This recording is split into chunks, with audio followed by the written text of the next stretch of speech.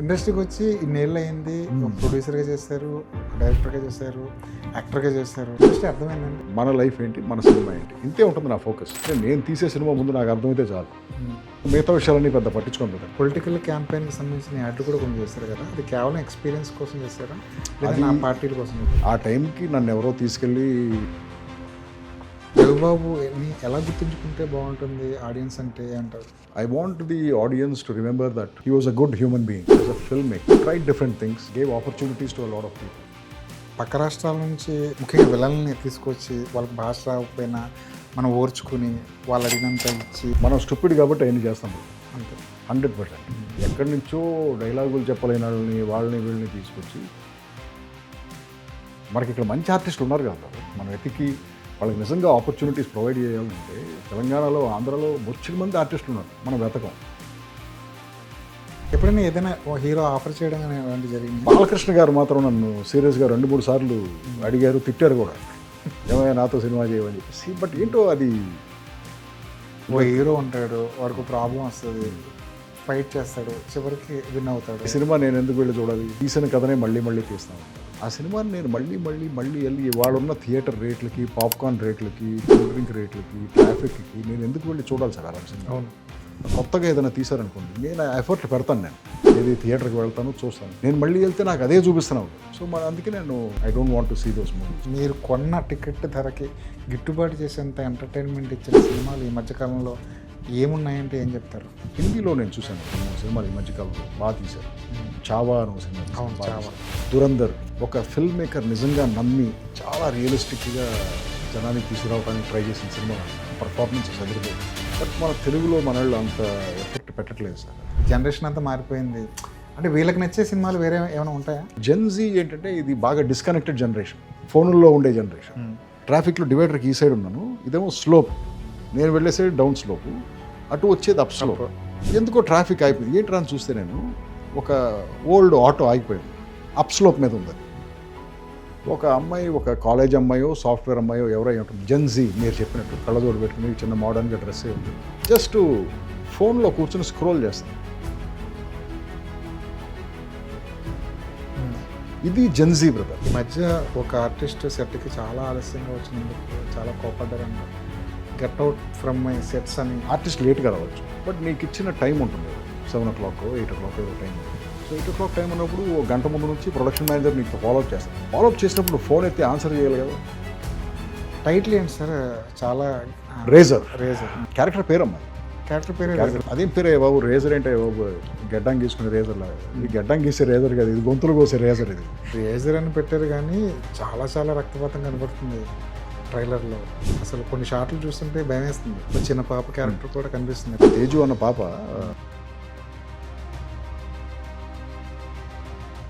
Hi sir. Hi Anwar, చాలా కాలం అయింది మిమ్మల్ని చూసి. ఎలా ఉన్నారు? Fine sir. ఇలా కలుసుకుని మనం చాలా కాలం ఉంది. బాగున్నావు చూడటానికి ఇప్పుడు. Good man. Thank you. మీరు ఇంకా అప్పట్లో నేను కొత్తగా ఇండస్ట్రీకి వచ్చినప్పుడు జర్నలిస్ట్గా మీ ముందుకు వచ్చినప్పుడు మీరు ఎలా ఉన్నారు? ఇప్పుడు కూడా అలాగే ఉన్నారు. ఇప్పుడు ఇన్ఫ్యాక్ట్ ఇంకొంచెం స్టిఫ్గా కనిపిస్తున్నారు. కష్టం ఏం లేదన్న, జస్ట్ ఇందులో నేను చేసిందే లేదు, just regular food, regular exercise, ఇంతకు మించి పెద్ద దాని గురించి శ్రద్ధ చూపించడం జరగలేదు అప్పుడు. సార్, ఇండస్ట్రీకి వచ్చేటప్పుడు చాలా చాలా అనుకుంటాం మనం, పాత్ బ్రేకింగ్ సినిమాలు చేయాలి, అసలు మార్చేయాలి, ఇప్పుడు ఉన్న ఇండస్ట్రీని మనం మొత్తంగా కొత్త కోణాలు చూపించాలని రకరకాలుగా అనుకుంటుంటాం. మీరు యాక్టర్గా పక్కన పెట్టండి సార్, డైరెక్టర్గా వచ్చేటప్పుడు మీ మైండ్ సెట్ కూడా ఇలాగే ఉండేది? 100% చాలా డిఫరెంట్గా చేయాలి. అంటే అప్పటికే నేను కొన్ని సినిమాల్లో యాక్ట్ చేశాను, తెలుగు సినిమాలు చూస్తూనే పెరిగాం కాబట్టి. సరే, మనం ఇప్పుడు ఒక లవ్ స్టోరీ తీద్దాం అనుకుంటున్నాం. చూడు ఎంత డిఫరెన్స్. అందరూ సినిమా స్కోప్లో తీస్తే నేనప్పుడు సినిమా స్కోప్ వచ్చే సినిమాలండి. అవును. నేను వెళ్ళి 35mm తీశాను. అవును. సో దాంట్లో కూడా డిఫరెంట్గా ఉండాలి, ఏది మన ప్రొజెక్షన్లో కూడా డిఫరెంట్గా ఉండాలి. అంటే దానికి వేరే కారణం కూడా ఉందలే, సినిమా సైజ్ తగ్గితే బడ్జెట్ కూడా తగ్గించుకోవచ్చు అన్న ఒక థాట్ కూడా ఉండేది. నా ఆర్ట్ డైరెక్షన్ ఫెంటాస్టిక్గా ఉండాలి, నా కాస్ట్యూమింగ్ కానీ, నా లెన్సింగ్, నేను వాడే లెన్సులు, నా కాంపోజిషన్స్ ఇవన్నీ డిఫరెంట్గా ఉండాలనే థాట్తోనే వచ్చాను నేను. నా సాంగ్స్ యాక్చువల్గా మన తెలుగు సినిమా ఇండస్ట్రీలో ఒకప్పుడు సాంగ్స్ అంటే రాఘవేంద్రరావు పేరు చెప్పేవాడు. రాఘవేంద్రరావు సినిమాల్లో సాంగ్స్ నో రాఘవేంద్రరావు కాదు, రాఘవేంద్రరావు సినిమాల కంటే నా సాంగ్స్ బెటర్గా ఉండాలి, డిఫరెంట్గా ఉండాలి, ఇంకా బాగా తీయాలి. ఎందుకంటే నాకు రెఫరెన్స్ పాయింట్స్ ఉన్నాయి కదా నా ఉన్న. సో ఆ రెఫరెన్స్ పాయింట్స్ పెట్టుకుని అంతకంటే బెటర్ చేయాలని చెప్పి ఫస్ట్ సినిమా తీశానమ్మా.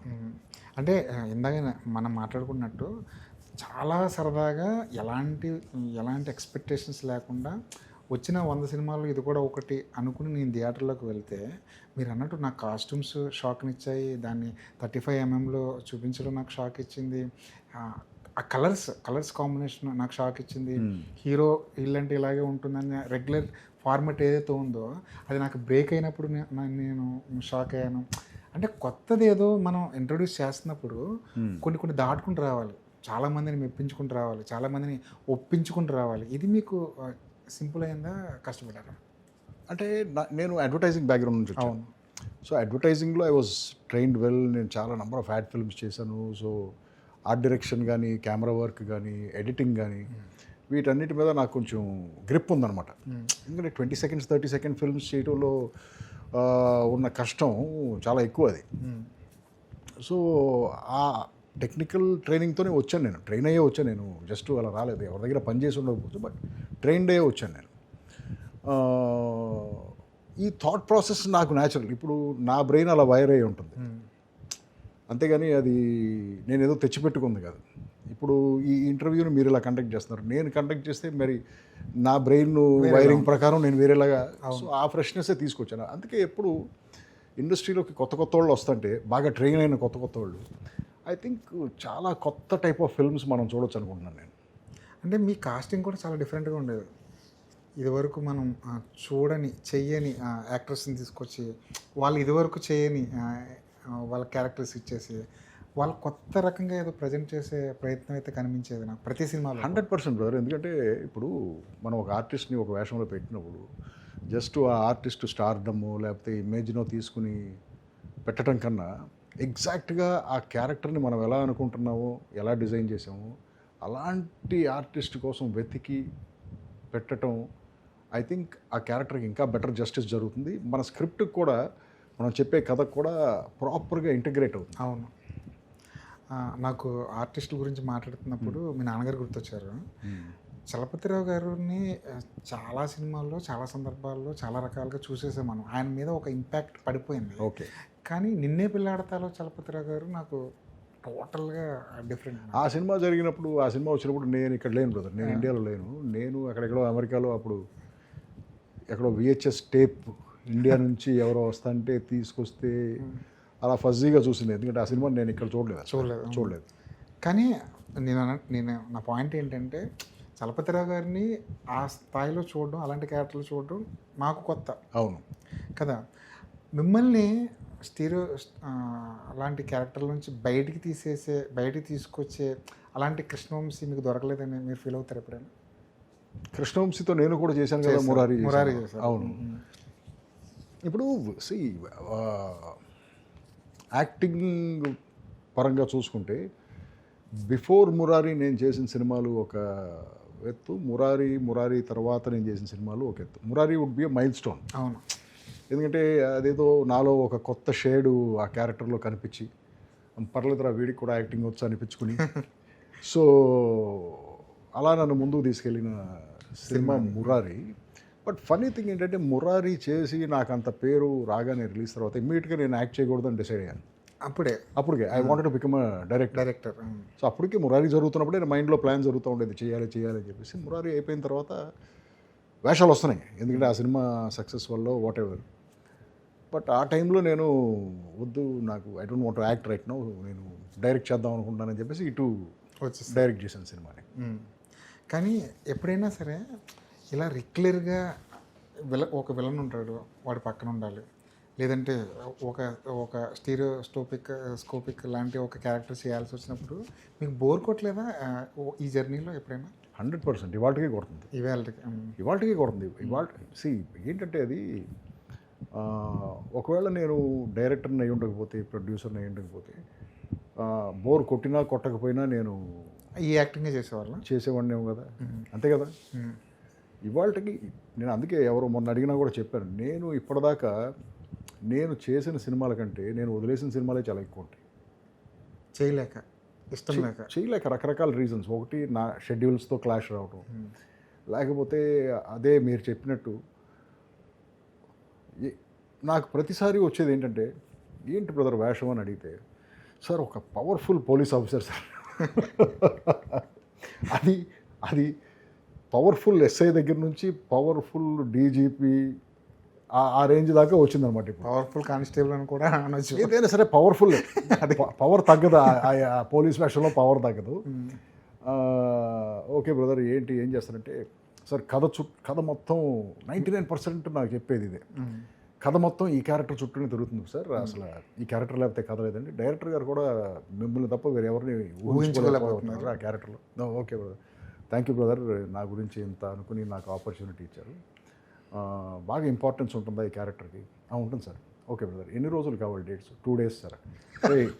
నువ్వు ఇంత చెప్పి నాకు 2 daysలో అసలు ఎంత ఫుటేజ్ వస్తుంది, సినిమాలో ఎంత ఉంటుంది అది? లేదు సార్, ఆ సీన్ వల్లే సినిమాలో టర్నింగ్ పాయింట్ బ్రదర్, నాకు వదిలేదు. ఇలాంటి నేను ఒక ఏమో బ్రదర్ 100-200 ఎన్నో వదిలేసి ఉంటాను నేను.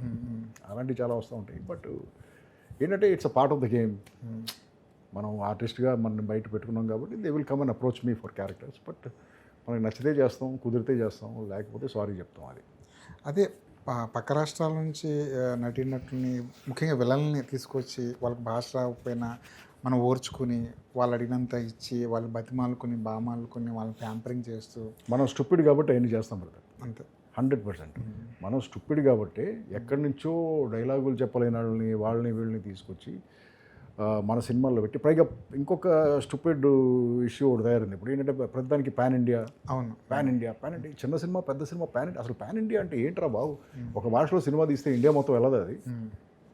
సినిమా హిట్ అయితే అందరూ చూస్తారు కదా, ప్రతి భాషలోకి ఆటోమేటిక్గా వెళ్తుంది కదా. ప్రతిదానికి పాన్ ఇండియా అని చెప్పి అక్కడ మార్కెట్ ఉన్నా లేకపోయినా అలాంటి ఆర్టిస్టులు తీసుకొచ్చి పెట్టి మేము వీళ్ళందరినీ పెట్టాం కాబట్టి ఇది పాన్ ఇండియా అని, ఇలాంటి ఒక ట్రెండ్ నడుస్తుంది ఇప్పుడు ఇండస్ట్రీలో. దీనివల్ల ఏమవుతుందంటే వాళ్ళందరినీ పెట్టడం వల్ల మన సినిమా, మన మన మన స్క్రిప్ట్, మన ఇదంతా డైల్యూట్ అయిపోతుంది కదా. అవును, ఇప్పుడు అవతల మనకి ఆర్టిస్ట్ తెలుస్తున్నాడు, వాడు డైలాగ్ వేరేదో భాషలో చెప్తున్నాడు, డబ్బింగ్ చెప్పారు ఎవరికి.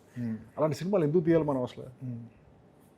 మనకి ఇక్కడ మంచి ఆర్టిస్టులు ఉన్నారు కదా బ్రదర్, మనం వెతికి వాళ్ళకి నిజంగా ఆపర్చునిటీస్ ప్రొవైడ్ చేయాలనుకుంటే హైదరాబాద్లో, తెలంగాణలో, ఆంధ్రాలో బొచ్చిన మంది ఆర్టిస్టులు ఉన్నారు, మనం వెతకం. అవును, we take the easy way out. అవును. So that is the problem. Cinema చూస్తున్నప్పుడే, ఇన్ఫ్యాక్ట్ మీరు యాక్ట్ చేసిన సినిమా కాదు, వేరే ఏదైనా సినిమా చూస్తున్నప్పుడు మీరు అనుకుంటారా సార్, మన దగ్గర ఇంతమంది ఉండగా, ఇంత టాలెంట్ మన దగ్గర ఉండగా ఎందుకు యూటిలైజ్ చేసుకోరు వీళ్ళన్న కోపం కానీ అసహనం కానీ ఏమైనా అనిపిస్తుంటుందా?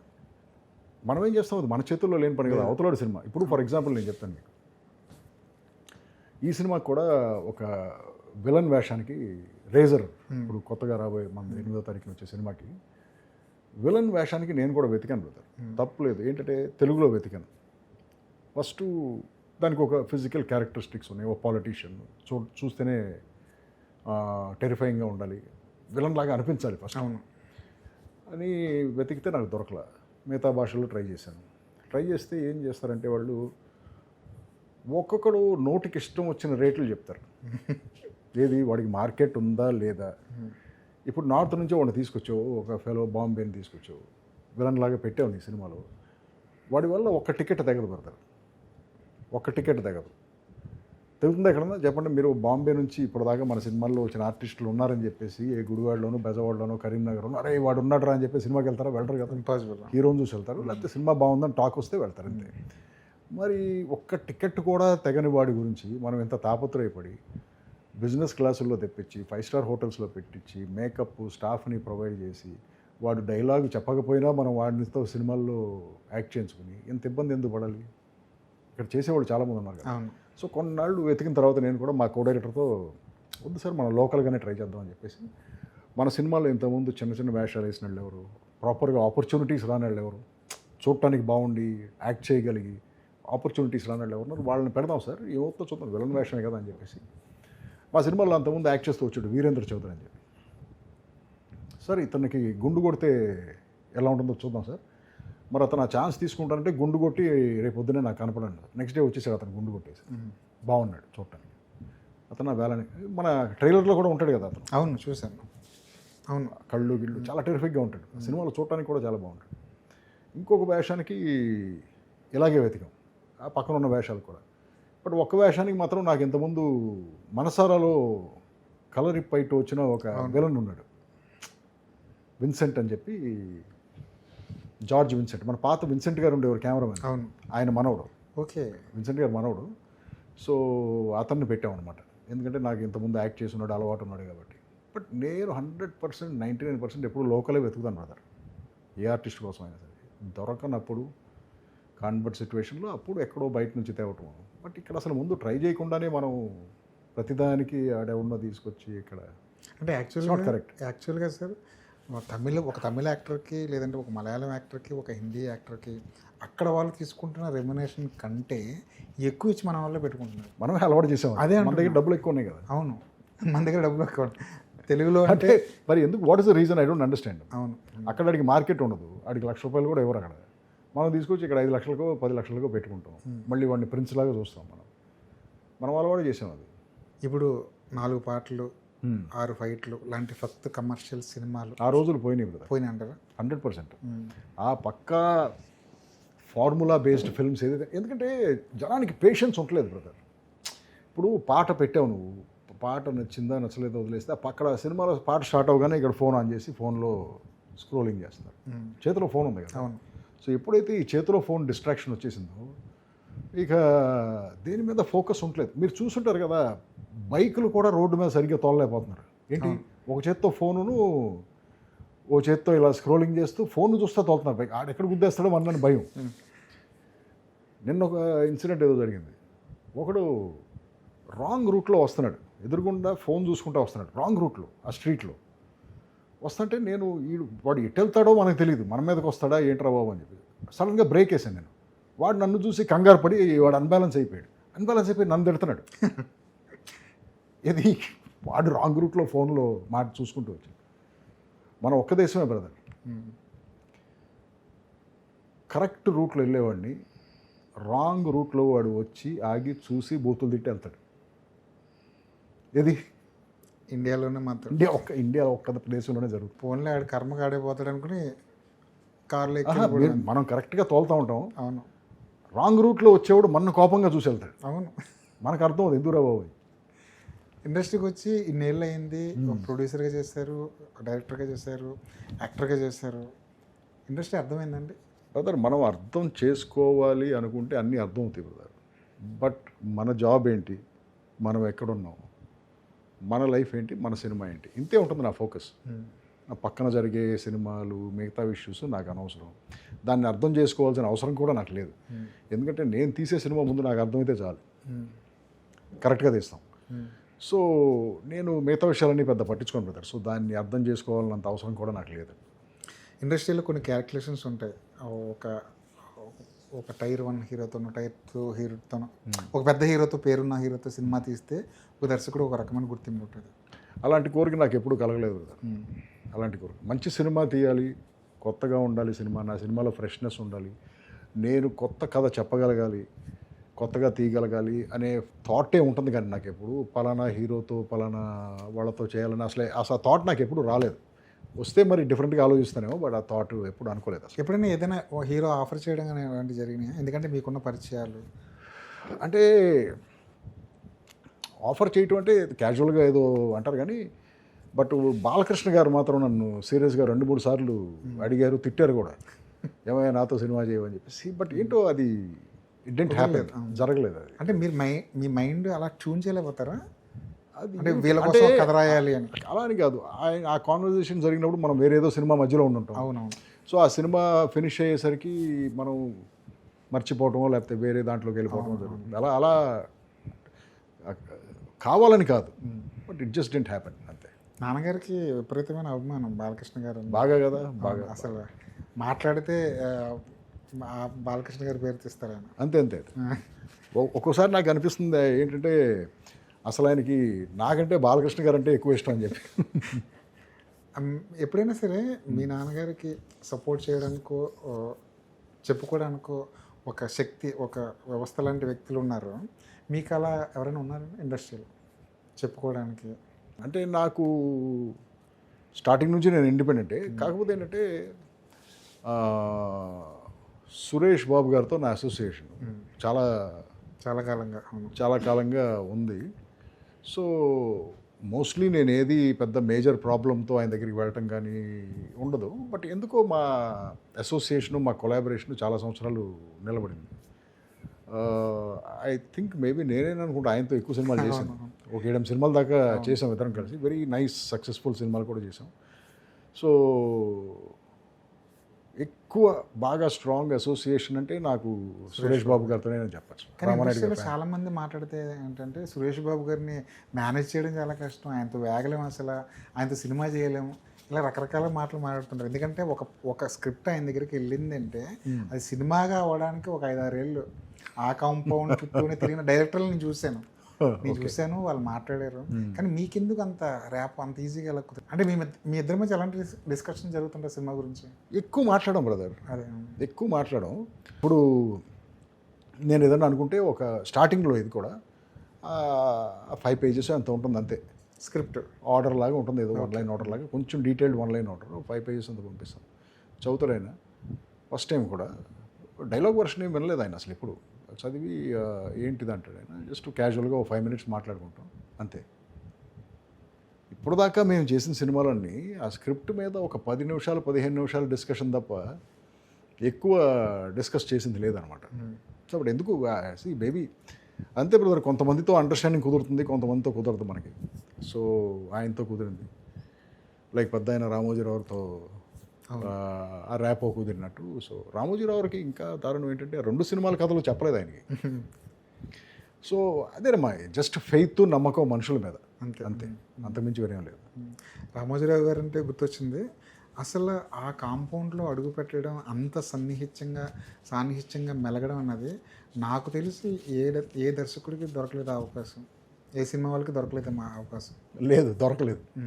మరి ఆయన నాకు ఎందుకు అంత యాక్సెస్ ఇచ్చాడో నాకు తెలియదు. ఎందుకంటే అది నా పెళ్ళికి వచ్చాడు ఆయన. తెల్లారిగడ 3:30 అంటే అప్పుడు వచ్చాడు ఆయన పెళ్ళి. తర్వాత మళ్ళీ నేను ఆయన్ని కలవడానికి వెళ్ళింది ఒక కథ చెప్పడానికి. ఆ కథ రిజెక్ట్ చేశారు.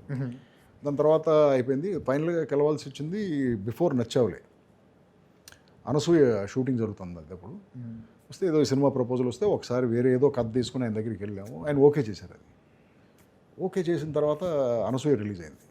సరే, వాళ్ళందరూ అనసూయ చూశారు. నేనే ఫోన్ చేసి, సార్ నేను ఇప్పుడు ఆ కథ చేయనండి అంటే, అదేంటి సార్ మా పెద్ద ఆయన ఓకే చేసిన కథ మీరు చేయకపోతే ఎలాగన్నారు. లేదు సార్, ఆ కథ వద్దు సార్ ఇప్పుడు అని చెప్పేసి నేను వేరే కథ చేసి పెడతానని చెప్పేసి నచ్చవులే చేశాను. నచ్చవులేలో త్రూ అవుట్ ఆయనతో ట్రావెల్ అయ్యాం. ఎందుకంటే ఆ ప్రొడక్షన్ కూడా నేనే చూశాను అప్పుడు, నచ్చవులే జరిగేటప్పుడు. చూసిన తర్వాత నచ్చవులే చూశాడు ఆయన సినిమా. చూసి ప్రొజెక్షన్ తర్వాత ఏం మాట్లాడకుండా నన్ను పైన నుంచి కిందాక చూసి వెళ్ళిపోయారు ఆయన. సరే నేను ఏంటో అనుకుని చెప్పి సినిమా రిలీజ్ అయింది ఫ్రైడే. బాగుందన్నారు. ఆ మండే మళ్ళీ ఎందుకో వెళ్ళాను నేను ఫిల్మ్ సిటీకి. వెళ్తే మళ్ళీ పైకి వెళ్ళాను, తలుపు కొట్టాను, ఓపెన్ చేశాను. రండి రవి గారు అన్నాడు ఆయన. కుర్చీలోంచి లేచారు ఆయన. నేను ఒక కన్ఫెషన్ చేసుకోవాలి సార్, నాకు సినిమా నచ్చలేదు సార్ అన్నాడు. పర్లేదు సార్, దాందే ఉంది, కానీ జనం బాగుంది అంటున్నారు సార్, కంగ్రాచులేషన్స్, రైట్, కూర్చోండి అన్నారు. కూర్చోండి పెద్ద ఆయన, అది ఆయన మాత్రం కన్ఫెస్ చేయండి. అప్పుడు నేను ఆయనతో చాలా పెద్ద మాట అన్నాను. అనకూడదు బట్ అన్నాను ఆ రోజు. ఏంటంటే, సార్ ఏం లేదు సార్, మీరు ఇక్కడ కూర్చుంటున్నారు సార్ ఐసోలేటెడ్గా, మీకు ఇక్కడ పెద్ద కిటికీ ఉంది, దాని బయట పెద్ద కొండ కనపడుతుంది, మీరు ఒక 16-17 hours ఇక్కడే స్పెండ్ చేస్తున్నారు సార్, ఇదే మీ ప్రపంచం. బయట నుంచి మిమ్మల్ని కలవాలనుకున్న వాళ్ళు వస్తున్నారు, మాట్లాడుతున్నారు, మీరు వినాలనుకున్నది చెప్తున్నారు, వెళ్ళిపోతున్నారు. బట్ నా లైఫ్ అలా కాదు సార్. నేను పొద్దున్నే లేచిన దగ్గర నుంచి మా వాచ్మెన్తో, మా ధోబీతో, ఎలక్ట్రీషియన్లతో, ప్లంబర్లతో, సొసైటీలో ఉన్న కామన్ పీపుల్ అందరితో మాట్లాడతాను సార్ నేను. వాళ్ళ రియాక్షన్స్ ఎలా ఉంటాయి, వాళ్ళ ఎమోషన్స్ ఎలా ఉంటాయి, వాళ్ళ ఫీలింగ్స్ ఎలా ఉంటాయి, ఇవన్నీ నాకు తెలుసు సార్.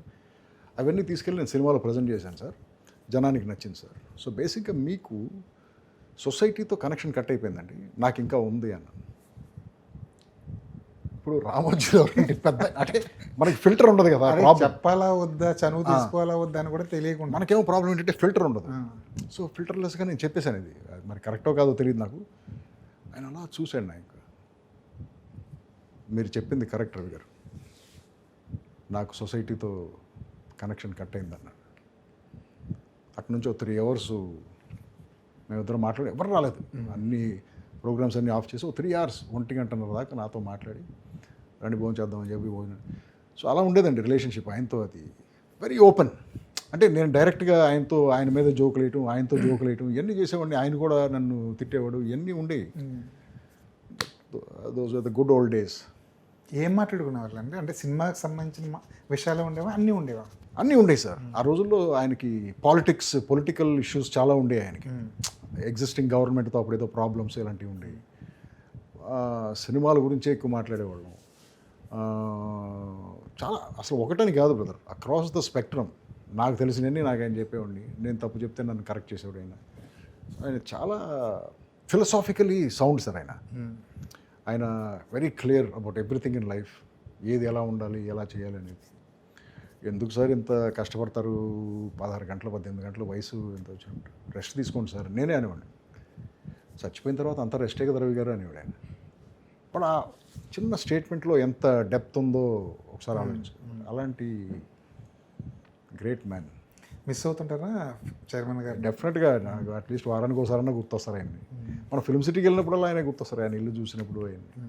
ఏదైనా కాన్సెప్ట్లు చెప్పడం కానీ ఆయన ఉన్నప్పుడు ఇది చేస్తే బాగుంటుంది అనుకోవడం కానీ, కొన్ని ప్రాజెక్టులు అలా అనుకుని వదిలేసినవి ఏమైనా ఉన్నాయండి?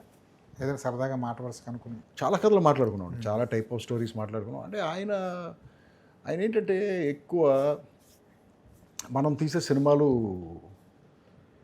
ప్రజల్ని రిఫార్మ్ చేయాలి, ఆలోచింపజేయాలి, మెసేజ్ ఓరియంటెడ్ ఉండాలి, ఇలా అనుకునేవాడు ఆయన. నేను ఆయన కరెక్ట్ చేసేవాడు, సార్ అలాంటి సినిమాలు ఎవడో చూడాలి సార్, ఇప్పుడు మనం డబ్బులు పోగొట్టుకుంటాం తప్ప, బట్ ఆ మెసేజ్ని మనం ప్రీచ్ చేసినట్టు కాకుండా సటిల్గా ఇన్కార్పొరేట్ చేసి చెప్పచ్చండి, బట్ కమర్షియల్గా ఉండాలి సినిమాలు అనేవాడు. లేదు రవి గారు, మన సినిమాలు మెసేజ్ ఓరియంటెడ్ ఉండాలి, లేకపోతే మనం తీయకూడదు, ఇలా అనేవాడు ఆయన.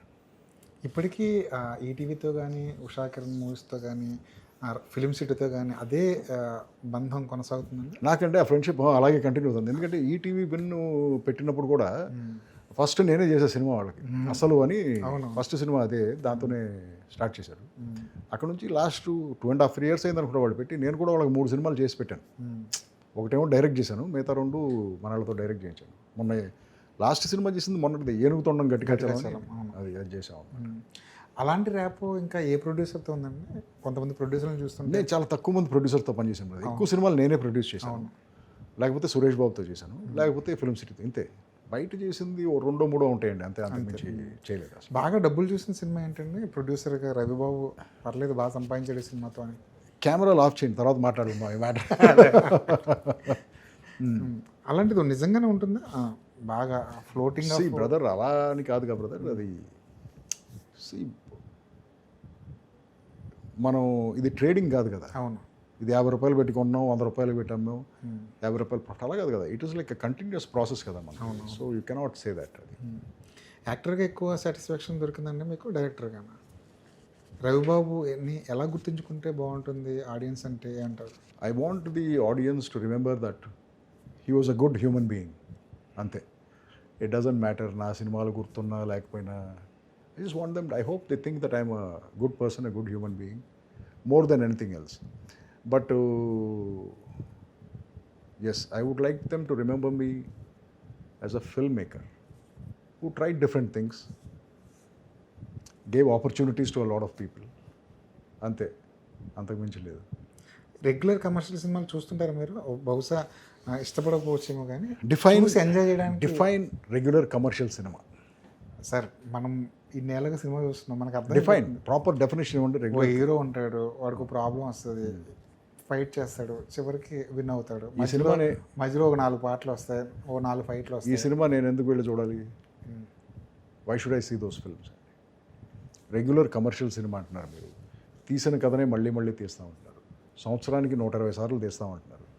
ఆ సినిమాని నేను మళ్ళీ వెళ్ళి ఇవాళున్న థియేటర్ రేట్లకి, పాప్కార్న్ రేట్లకి, కూల్ డ్రింక్ రేట్లకి, ట్రాఫిక్కి నేను ఎందుకు వెళ్ళి చూడాలి సార్ అలాంటి సినిమా? అవును. మనం అదే, మీరు నాకు కొత్తగా ఏదైనా తీశారనుకోండి, నేను ఎఫర్ట్ పెడతాను. నేను ఏది థియేటర్కి వెళ్తాను, చూస్తాను. నువ్వు అసలు నాకు మంచి ఎంటర్టైన్మెంట్ ప్రొవైడ్ చేయడానికి ఎఫర్ట్ కూడా పెట్టట్లేదు కదా, పెట్టినట్టు యాక్ట్ చేస్తున్నావు కదా. నేను మళ్ళీ వెళ్తే నాకు అదే చూపిస్తున్నావు కదా. సో అందుకే నేను I don't want to see those movies. అది అలాంటి ఎఫెక్ట్ పెట్టి మిమ్మల్ని మీరు కొన్న టికెట్ ధరకి గిట్టుబాటు చేసేంత ఎంటర్టైన్మెంట్ ఇచ్చిన సినిమాలు ఈ మధ్యకాలంలో ఏమున్నాయంటే ఏం చెప్తారు?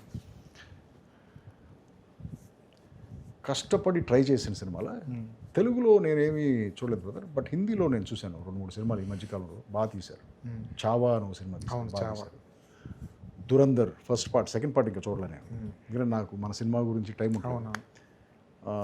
ఇవన్నీ ఏంటంటే ఒక ఫిల్మ్ మేకర్ నిజంగా నమ్మి తన స్టోరీని, తన విజువల్ని నమ్మి ఆ స్టోరీని చాలా రియలిస్టిక్గా జనానికి తీసుకురావడానికి ట్రై చేసిన సినిమాలు అనమాట. పర్ఫార్మెన్సెస్ అదిరిపోయి, బట్ మన తెలుగులో మన వాళ్ళు అంత ఎఫర్ట్ పెట్టట్లేదు సార్. అది జంజీ కిడ్స్ అంటున్నారు. Gen Z Gen Z. జనరేషన్ మారిపోయింది.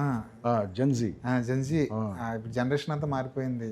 అంటే వీళ్ళకి నచ్చే సినిమాలు వేరే ఏమైనా ఉంటాయా? ఏం లేదు బ్రదర్, జెన్జీకి అని కాదు బ్రదర్, ఒక కథ బాగా తీస్తే అందరూ చూస్తారు బ్రదర్. బట్ జెన్జీ ఏంటంటే ఇది బాగా డిస్కనెక్టెడ్ జనరేషన్, ఫోన్లో ఉండే జనరేషన్. నేను మొన్న రోడ్ మీద ట్రాఫిక్లో డివైడర్కి ఈ సైడ్ ఉన్నాను, ఇదేమో స్లోప్, నేను వెళ్ళే సైడ్ డౌన్ స్లోపు, అటు వచ్చేది అప్ స్లోప్. ఎందుకో ట్రాఫిక్ అయిపోయింది, ఏంట్రా అని చూస్తే నేను ఒక ఓల్డ్ ఆటో ఆగిపోయింది, అప్ స్లోప్ మీద ఉంది. అది పాపం ఆ ముస్లిం ఆటో డ్రైవర్ అనుకుంటా, గెడ్డం బాగా ఓల్డ్ మ్యాన్, అది లాగుతున్నాడు, కొడుతున్నాడు, అది start అవట్లా.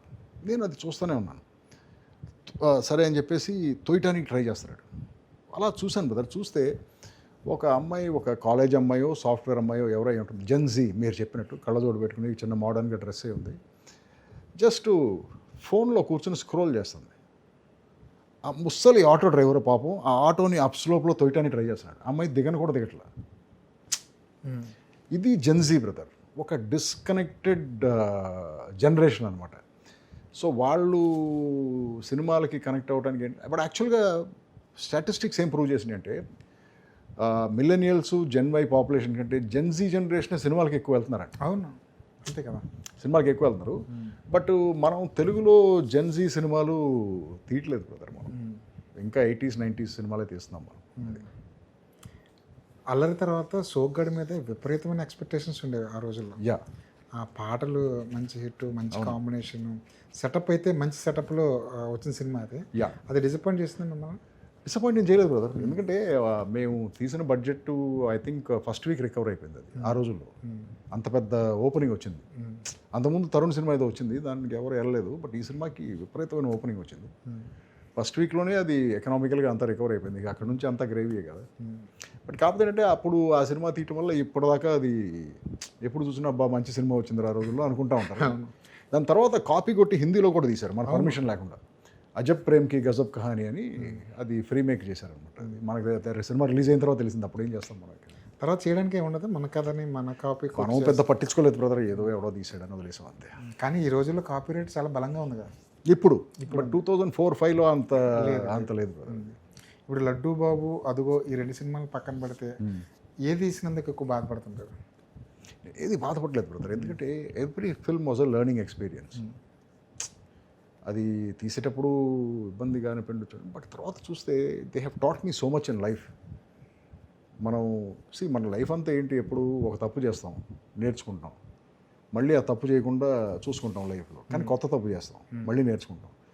So that is life. So అలాగే సినిమాలో కూడా అంతే, మనం తప్పు చేస్తాం, నేర్చుకుంటాం, నెక్స్ట్ సినిమాలో చేయకూడదని జాగ్రత్త తీసుకుంటాం, మళ్ళీ కొత్త తప్పు చేస్తాం.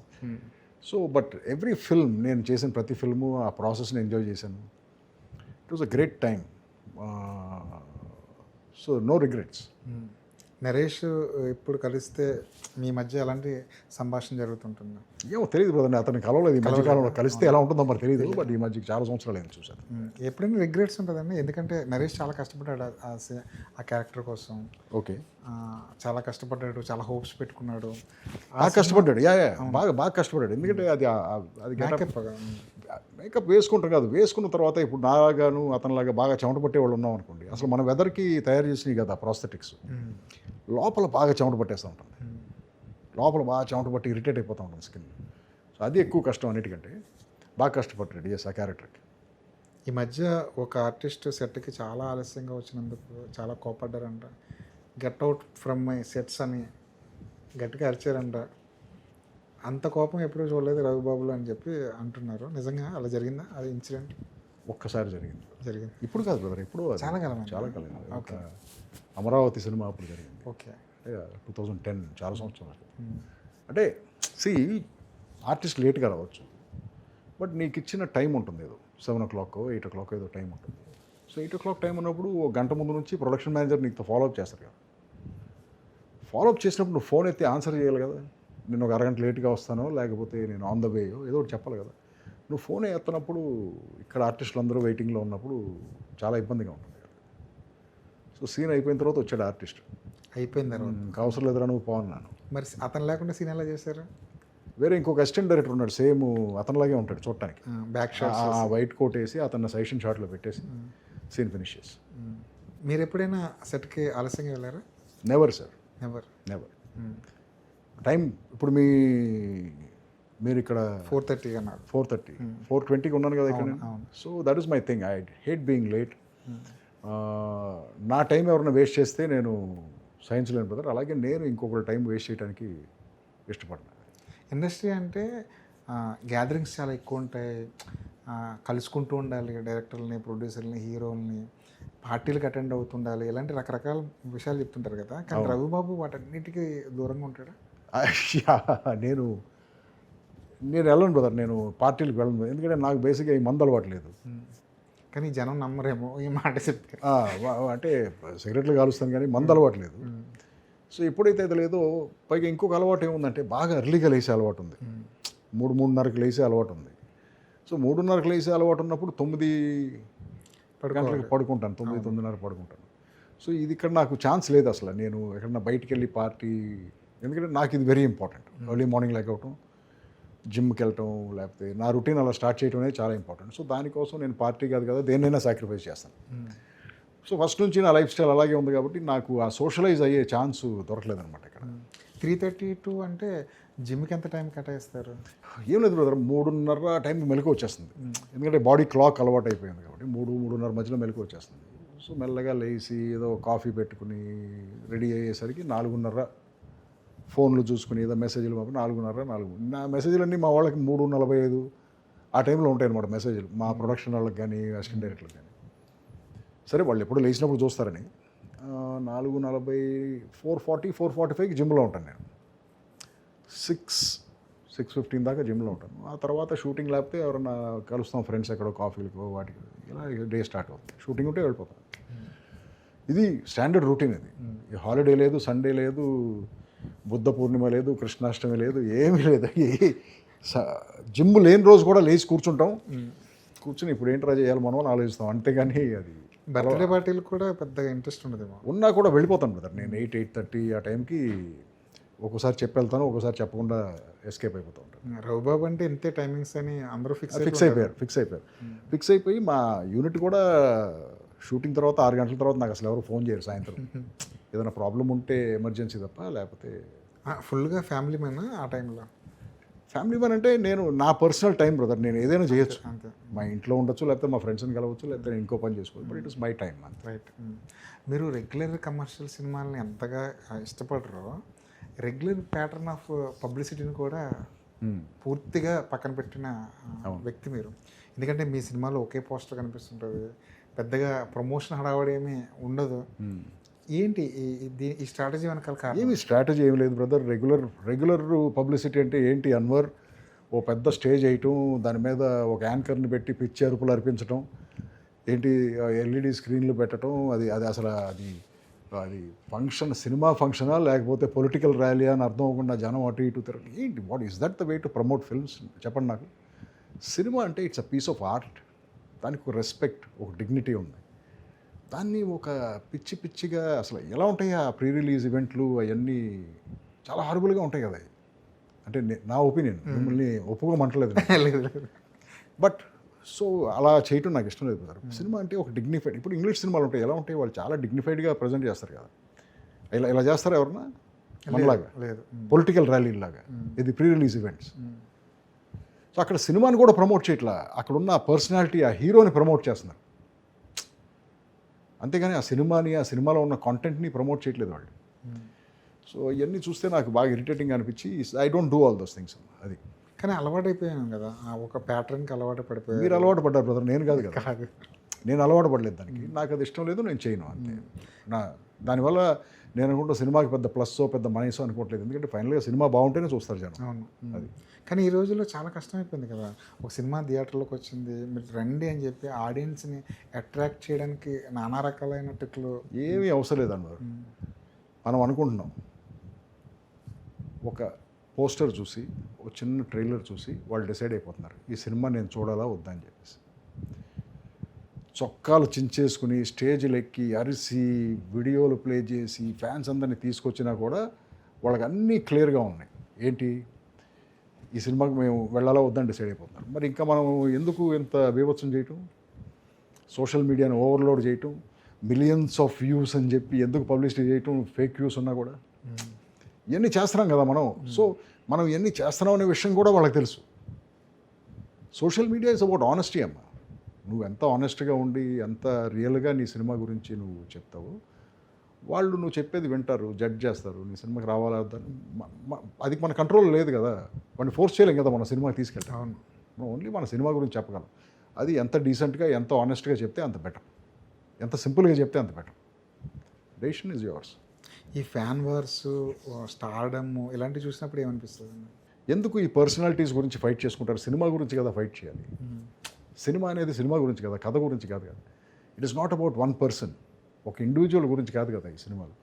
బట్ మన సినిమాలు కూడా మనం తీసే విధానం కూడా అదే. మొన్న ఏదో సినిమాలో మేము కౌంట్ చేసాము 484 బిల్డప్ షాట్లు ఉన్నాయి సినిమాలో.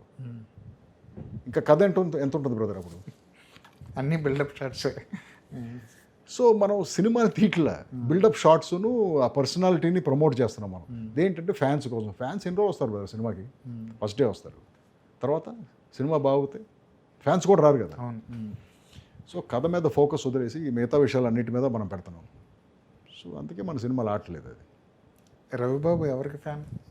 నేను ఎవరికి ఫ్యాన్ కాదు. నాకు ఇన్స్పిరేషన్స్ చాలామంది ఉన్నారు ప్రపంచంలో, ఆర్టిస్టులు కానీ. ఒక్కొక్క ఫీల్డ్లోనూ ఒక్కొక్క ఇన్స్పిరేషన్ ఉంది. పాలిటిక్స్లో, లిటరేచర్లో, ఆర్ట్లో, యాక్టింగ్లో, డైరెక్టింగ్లో. బట్ ఐఎమ్ నాట్ ఫ్యాన్ మీద పడిపోయి చొక్కాలు చేసుకునేంత ఫ్యాన్ కాదండి. అవును అన్వర్, నాకు ఒక క్వశ్చన్ అడుగుతాను అన్వర్. నేను నా సినిమాని ప్రమోట్ చేద్దామని నీ ఇంటర్వ్యూకి వస్తే నా సినిమా గురించి నువ్వు ఒక్క క్వశ్చన్ కూడా అడగకుండా ఊళ్ళో ఉన్న మ్యాటర్స్ అన్ని మాట్లాడుతూ ఉంటాయి. లేదు, అంటే ఇది కూడా ఒక రకమైన ప్యాకేజ్ అనుకోవచ్చు. ఏం ప్యాకేజీ? నేను నీకు ఇచ్చిన ప్యాకేజా, నువ్వు నాకు ఇచ్చిన? లేదు, ఎవరెవరికి? ఒక ఇంటర్వ్యూలో ఒక కొంత పర్సనల్ విషయాలు, కొంత వాళ్ళ సినిమా నాలెడ్జ్కి సంబంధించిన విషయాలు, ఇంకొంత బేసిక్గా కొంత నీకు ఉపయోగపడాలి, కొంత నాకు ఉపయోగపడాలి. ఓకే, అంటే ఇప్పుడు నువ్వు సాటిస్ఫై అయ్యావా ఇంకా లేదా? పూర్తి స్థాయిలో. ఓకే, నా మ్యాటర్కి వద్దాం ఇప్పుడు. టైటిల్ ఏంటి సార్? చాలా రేజర్. రేజర్ రేజర్ ఇది క్యారెక్టర్ పేరమ్మా. అది క్యారెక్టర్ పేరు అది. అదేం పేరే బాబు? రేజర్ ఏంటే బాబు? గడ్డం గీసుకునే రేజర్లా. ఇది గడ్డం గీసే రేజర్ కదా, ఇది గొంతులు కోసే రేజర్ ఇది. సో యాక్చువల్గా అది ఒక సైంటిఫిక్ ప్రిన్సిపల్ మీద పెట్టానమ్మా పేరు. అది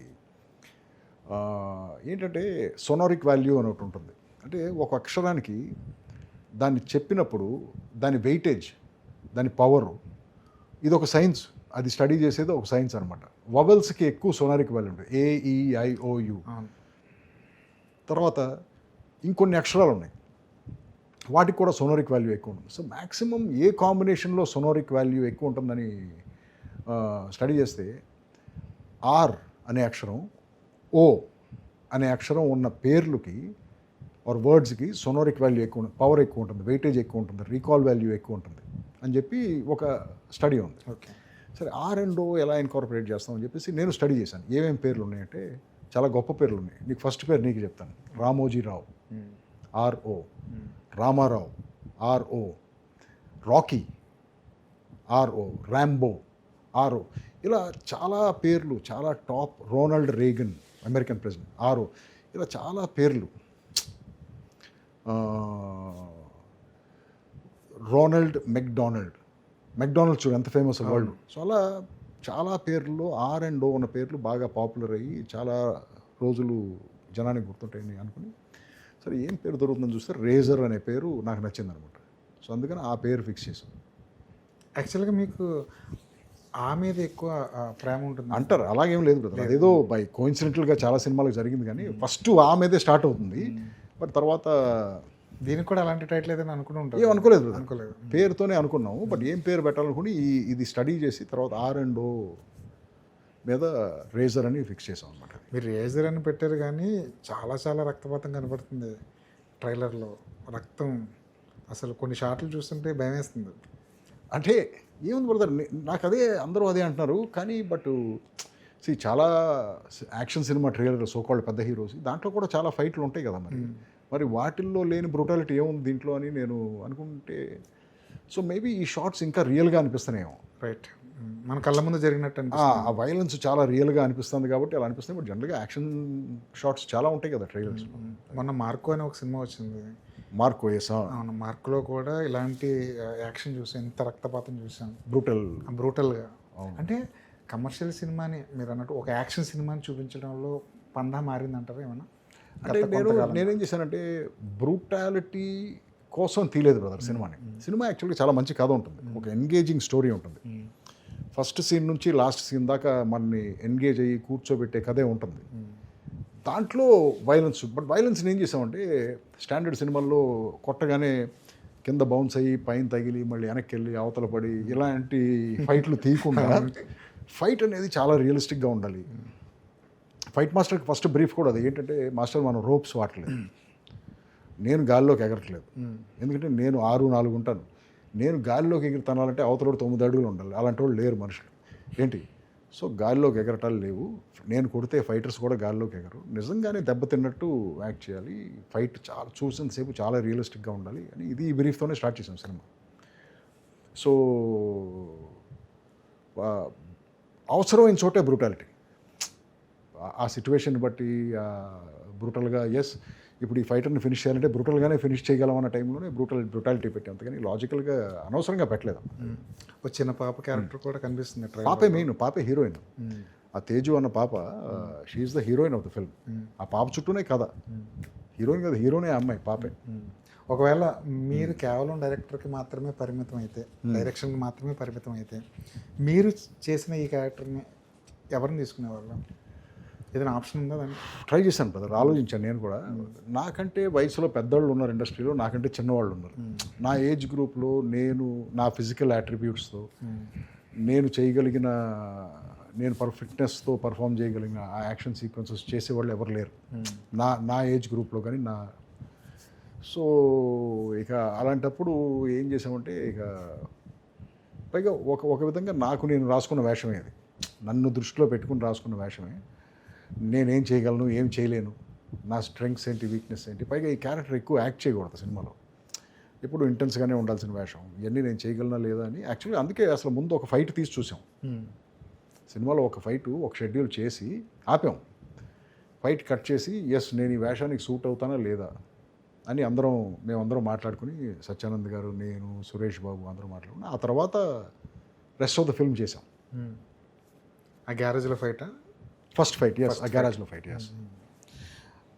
మీ సినిమాలో మనం ముందే మాట్లాడుకున్నట్టు ఒక కలర్ ప్యాటర్న్ ఒకటి కంటిన్యూ చేస్తుంటారు సినిమా అంతా. ఇందులో కూడా అలాంటిది ఏదైనా ఉందా? బ్లాక్ ఎక్కువగా కనిపిస్తుంది. అలా కదమ్మా, సినిమాని ఒక డార్క్ మోడ్లోనే ఉంటుంది. డార్క్ సినిమా టోనే డార్క్, అంటే స్క్రిప్టే డార్క్ అది. సో ఇప్పుడు మనం ఒక కథ చెప్పేటప్పుడు ఒక మర్డర్ మిస్టరీ తీస్తున్నాం మనం, ఇప్పుడు ఎంత బ్రైట్ ఎన్వైరన్మెంట్లో చేయలేం, దానికి ఒక మూడ్ కావాలి. ఆ మూడ్ ఎలా వస్తుందంటే బ్యాక్గ్రౌండ్స్ కలర్ కంట్రోల్తో వస్తుంది, లైట్తో వస్తుంది, కాస్ట్యూమ్ కలర్ కంట్రోల్తో వస్తుంది, మేకప్తో వస్తుంది. ఇన్ని ఫ్యాక్టర్స్ క్లబ్ అయినప్పుడు ఒక పర్టికులర్ విజువల్ క్రియేట్ అవుతుంది. ఆ విజువల్ని క్రియేట్ చేయడం కోసం ప్రతి సినిమాకి మనం తాపత్రయం పడతాం, ఆ సినిమా మూడ్ని బట్టి, ఆ సినిమా జానర్ని బట్టి. ఇప్పుడు నువ్వులా సినిమా చూస్తే చాలా కలర్ఫుల్గా ఉంటుంది, నచ్చావులే సినిమా చూస్తే మోనోటోన్లో ఉంటుంది. So it depends on the nature of the film. మీరు ఒక సెల్ ఫోన్తో తీసిన ఒక పాట బాగా, సెల్ ఫోన్తో కాదు, సెల్ ఫోన్ నేపథ్యంలో తీసుకుని అప్పుడే వచ్చినాయి కొత్తగా యాపిల్ 3Gయో 4 ఏదో వచ్చింది, అప్పుడే 3 యాపిల్ 3 అనుకుంటా వచ్చింది. సో నేను అప్పుడు చాలా స్టన్ అయిపోయాను మా యాపిల్ ఫోన్ చూసి. ఎలా అంటే పక్కకి వెళ్ళిపోతాయి ఇమేజెస్, సైడ్కి వెళ్ళటం, ఆ వెళ్ళటంలో కూడా ఇలా స్కేల్ అప్ అయ్యి స్కేల్ డౌన్ అయ్యి వెళ్ళటం ఇవన్నీ చూసి చాలా అరే ఇది దీంతో ఇలాంటి ఒక పాట తీసేయాలనుకుంటాను. అప్పుడు ఎవరు తీయలేదు. అప్పుడు మా కజిన్ ఉండే ఫ్రెండ్, కజినే అవుతాడు, మా ఇంటి పేరుడే, యుగంధర్ అని, ఇప్పుడు స్పెషల్ ఎఫెక్ట్స్ అన్ని చాలా బాగా చేస్తాడు, నెంబర్ 1 స్పెషల్ ఎఫెక్ట్స్ పర్సన్. అతను ఒక కంపెనీ ఉండేది పిక్సలాయిడ్ అని చెప్పేసి. వెళ్ళి యుగంధర్ నేను ఇలాంటిదో పాట ఎలా తీస్తావు ఈ పాట అన్నాడు. లేదా మనం పని చేద్దాం, మనం గ్రీన్ స్క్రీన్లో షూట్ చేద్దాం, దీన్ని కాంపోజిట్ చేద్దాం రకరకాల ఇమేజెస్తో చేసి, ఐఫోన్లో ఏ విధంగా ఇంటర్ఫేస్ ఉందో ఆ ఐఫోన్ ఇంటర్ఫేస్ని ట్రాన్సిషన్స్ లాగా వాడదాం, ఇది చూద్దామని చెప్పేసి ఆ పాట చాలా డబ్బులు ఖర్చు పెట్టాం బ్రదర్ ఆ రోజుల్లోనే ఆ పాటకి. కానీ మీరు ఎంత ఖర్చు పెట్టారో తెలియదు, పెద్ద హిట్ సాంగ్ అది, నువ్విలా ఒకసారి ఇలా అనేది. అది ఇప్పటికి తీయలేమేమో అంత క్వాలిటీగా. అవును, మరి ఆ యుగంధర్ ఎలా చేశాడో ఏంటో తెలియదు కానీ అంటే మనకి ఇంత టెక్నాలజీ ఉండి కూడా అంత క్వాలిటీగా మనం ఇప్పుడు తీయలేము. యుగంధర్కేనా మా క్రెడిట్, నాది కదా, నేను ఊరినే విజువల్ షూట్ చేసి ఇచ్చాను, బట్ టెరిఫిక్గా చేశాడు అతను. ఇందా మనం మాట్లాడుతుంటే మీ క్యారెక్టర్కి ఇంకొకరిని తీసుకోవడానికి పడిన, అంటే మీ ఏజ్ గ్రూప్లో ఎవరు కనపడకపోవడం వల్ల కుదరలేదన్నారు. కానీ హాలీవుడ్లో సార్ ఏజ్కి తగ్గట్టే క్యారెక్టర్లు రాసుకుంటూ ఉంటారు. 60 years హీరోని కూడా హీరోగానే చూస్తాం అక్కడ. దీంట్లో కూడా అంతే బ్రదర్, నేను ఏం చేసింది కూడా అదే, నేను వేసింది కూడా మిడిల్ ఏజ్డ్ వేషన్. అవును, ఇప్పుడు నా మెడ కింద లైన్స్ ఉంటాయి, అవి కూడా మాస్క్ చేయాలి, అలాగే ఉంచాం సినిమాలో. దాన్ని టచ్అప్ చేసేది, యంగ్గా చేయడం ఏమీ చేయలేదు. నాదొక మిడిల్ ఏజ్డ్ వేషం, మిడిల్ ఏజ్డ్ వేషంలానే ఉంటుంది. సో ఏజ్కి తగ్గట్టు వేషమే వేసాను దాంట్లో నేను. కానీ ఇప్పుడున్న పెద్ద హీరోలు కూడా ఈ జోనర్లోకి వచ్చేస్తే ఎక్కువ కథలు బయటకు వస్తాయేమో. 100% ఏజ్కి తగ్గట్టు వేషాలు వేయటం అందరూ స్టార్ట్ చేస్తే. బట్ ఏంటంటే ఇందులో చాలా ఉంటాయి బ్రదర్, ఫ్యాన్స్ ఒప్పుకుంటారా ఒప్పుకోరా, ఇలాంటివన్నీ ఇన్సెక్యూరిటీస్ ఉంటాయి కదా హీరోస్కి. మరి ఇక వాళ్ళ డెసిషన్స్ని బట్టి ఆధారపడి ఉంటుంది. సెన్సర్ ఇబ్బందులు ఏం రాలేదా? సెన్సర్ 2 daysలో సెన్సర్ ఉంది బ్రదర్. సెన్సర్ అంటే ఏముంది, వైలెన్స్ ఇబ్బంది పెడతారు, but I will ask for higher certification, A certificate ఏమని అడుగుతాను, ప్రాబ్లం లేదు. టీజర్కి ట్రైలర్కి సెన్సర్ చేయించారా? అంటే ట్రైలర్ని థియేటర్స్లో రిలీజ్ చేయలేదు, అవును, ఓన్లీ ఇంటర్నెట్లో రిలీజ్ చేసాం. ఇంటర్నెట్కి సెన్సర్ లేదు కదా దానికి, ట్రైలర్స్కి. కానీ అదేమన్నా కంపల్సరీ అన్న ఏమైనా థియేటర్లో రిలీజ్ చేయాలనుకుంటే ట్రైలర్కి సెన్సర్ చేయించాలి 100%. బట్ ప్రాబ్లం ఉండేది కాదేమో, బట్ నాకు టైం లాగ్ ఛాన్స్ లేదు ఏముంది, ఎందుకంటే అక్కడ యాక్చువల్గా మీకు ఆ ఫీల్ ఉంది కానీ యాక్చువల్ బ్లడ్ షెడ్ లేదు, బ్లడ్ కనపడదు ఏ షార్ట్లోనూ, బట్ ఆ ఫీల్ ఉంటుంది ఆ సౌండ్ వల్ల, నేను యాక్ట్ చేసిన విధానమో లేకపోతే మేము షార్ట్ తీసిన విధానమో దానివల్ల, బట్ బ్లడ్ అయితే లేదు. కానీ ఈ మధ్యకాలంలో అలాంటి యాక్షన్ ఎపిసోడ్స్ని కూడా సెన్సర్ వాళ్ళు బాగానే వదిలేస్తున్నారు. లేదంటే మార్కు లాంటి సినిమా ఎందుకు వచ్చేది? వదిలేయటం అంటే ఇప్పుడు మిమ్మల్ని అడుగుతారు, సర్టిఫికేషనే కదా. అవును, కావాలా ఏ అంటే మరి ఈ జనరేషన్ థియేటర్కి వచ్చి సినిమా చూడాలి అంటే చాలా రకాలైన వాళ్ళ డిమాండ్స్ ఉన్నాయి వాళ్ళకి. అవన్నీ మీ సినిమా ఎంతవరకు తీరుస్తుంది? నేను అవేమీ చెప్పలేను కానీ అన్వర్, సినిమా అయితే నేను ఎంగేజ్ చేస్తుంది. నువ్వు వచ్చి కూర్చున్న తర్వాత ఫస్ట్ సీన్ నుంచే నిన్ను ఎంగేజ్ చేసి మంచి గ్రిప్పింగ్ నేరేటివ్తో ముందుకు తీసుకెళ్ళి ఒక చక్కటి ఫినిషింగ్తో ఎండ్ అవుతుంది cinema. Just cinema 2 hours, 1:10 first half, 50 నిమిషాలు second half. So I think satisfying watch అనుకుంటున్నాను నేను మరి. బట్ ఫైనల్గా ఆడియన్స్ చూసి చెప్పాలి. పాటలు ఇవన్నీ పక్కన, నో సాంగ్స్ అండి, సాంగ్ అదే మనం చెప్పి ఇప్పుడు థ్రిల్లర్ పార్ట్లో నేను మధ్యలో నీకు కట్ చేసేసి ఒక సాంగ్కి వెళ్ళి మళ్ళీ రావటం ఈ జరగవు బ్రదర్.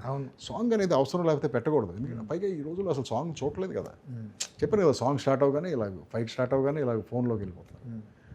సో కథని ఎంగేజింగ్గా ఉంచి మిగతా అన్ని డెకరేషన్స్ లాగా పెట్టి తీసుకెళ్ళిపోవడం తప్ప మనం చేసేదేం లేదు. రామ్ కామ్లు తీశారు మీరు, థ్రిల్లర్లు తీశారు, హారర్లు తీశారు, ఇప్పుడే పూర్తి స్థాయి యాక్షన్లోకి దిగిపోయారు. అవును, ఇంకేదైనా టచ్ చేయాలనుకున్న జానర్ చాలా ఉన్నాయి బ్రదర్, 100 జానర్స్ ఉంటాయి. ఇప్పుడు మన లైఫ్ టైంలో అవన్నీ మనం చేయగలమా లేదో నాకు తెలియదు కానీ, బట్ ఒక్కొక్కటి చేసుకుంటూ వెళ్దాం, ఎంతవరకు చేయగలమో చూద్దాం. అంటే నెక్స్ట్ టచ్ చేయబోయే జానర్ ఏంటన్నది తెలియదు బ్రదర్ నాకు. I want to build a unique horror film. దాన్ని ఫ్రాంచైజ్ అంటామా, ప్లాట్ఫామ్ అంటామా తెలియదు కానీ, హారర్ స్పేస్లో ఏదో చేద్దామని ఉంది. బట్ హారర్ అనేది చాలా ట్రిక్కీ స్పేస్. అది ఊరికే సౌండ్ లేసి భయపడితే అది హారర్ సినిమాలు అలాంటివి కాదు కదా మనం చేసాం. మనం ఇప్పుడు అవును చేసామంటే దానికి ఒక కల్ట్ స్టేటస్ ఉంది, అది ఎందుకంటే అది ప్రాపర్గా చేసింది. అలాంటి సినిమాలు అమరావతి కానీ, ఒక అనసూయ కానీ, సో అలా ఒక మంచి high quality horror production house slash franchise slash platform ఇలాంటిది ఏదో ఒక ఐడియా ఉంది. అదే ఈ సినిమా వచ్చేసి దీంట్లోంచి కొంచెం సేఫ్గా బయటకు వచ్చేసి అప్పుడు ఆలోచిద్దాం దాని గురించి. కానీ కొంతకాలంగా మనం హారర్ సినిమాని చూసే విధానం మారిపోయింది. హారర్ అంటే దాంట్లో కూడా కామెడీ మిక్స్ చేసి దయ్యాలు కూడా. I hate that brother. నాకు ఆ హారర్ కామెడీస్ అంటే అసలు ఇష్టం లేదు బ్రదర్. నాకు హారర్ అంటే క్లాసిక్ హారర్, ప్యూర్ హారర్ అంటే ఇష్టం. ఫర్ ఎగ్జాంపుల్ ఏదైనా సరే సార్, ఎగ్జార్సిస్ట్ దగ్గర నుంచి, ఓమెన్ దగ్గర నుంచి, నా సినిమాల దగ్గర నుంచి, లేకపోతే ప్రాపర్ హారర్ సినిమాలు అంటే నాకు ఇష్టం. ఎందుకంటే హారర్ సినిమా పర్పస్ ఏంటి? అవును, నీకు ఆ ఫియర్ ఎమోషన్ క్రియేట్ చేసి నేను ఎక్సైట్ చేసి థ్రిల్ చేసింది. దాంట్లో నవ్వులు పెట్టి పిచ్చి పిచ్చి ఏంటి బ్రదర్ హారర్ కామెడీ అంటే ఏంటో చెప్పు నాకు. దెయ్యం ఉంటుంది, దెయ్యాన్ని చూసి కమెడియన్ భయపడతాడు, దాన్ని చూసి మనం నవ్వుకోవాలి. ఇది హారర్ కామెడీ, అంతే కదా, వేరే లాజిక్ ఏం లేదు కదా.